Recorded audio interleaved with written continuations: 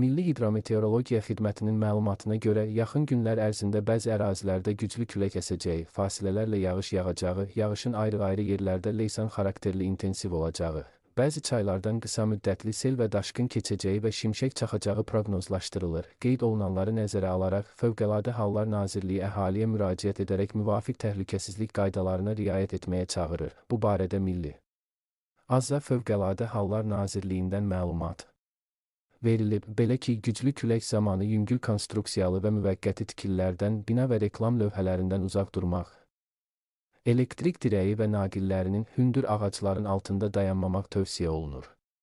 Güclü küləyin baş verən yanğınların söndürülməsi ilə əlaqədar yaratdığı çətinlikləri nəzərə alaraq, küləkli hava şəraitində yanğın təhlükəsizliyi qaydalarına xüsusilə ciddi riayət edilməlidir.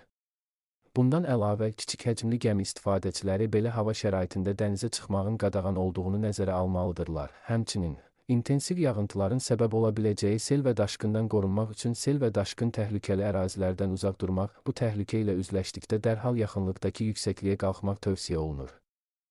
Eyni zamanda, ildırımla bağlı təhlükələrdən qorunmaq üçün elektrik cihazlarını şəbəkədən ayırmaq, telefonla, sabit şəbəkə, mobil, taksofon və danışmamaq, açıq havada olarkən elektrik xətti, ildırım ötürücüsü, navalça və antenaya yaxınlaşmamaq, hündür ağacların altında daldalanmamaq və bu məqsədlə nisbətən çökək yer seçmək, avtomobildə olduqda isə hərəkəti dayandıraraq şüşələri qaldırıb ildırımın bitməsini gözləmək lazımdır. Həmçinin, Fövqəladə Hallar Nazirliyi çimərliklərə üz tutan vətəndaşlara müraciət edərək küləkli hava şəraitində dənizə girməyin təhlükəli olduğunu xatırladır və müvafiq təhlükəsizlik qaydalarına ciddi riayət etməyə çağırır.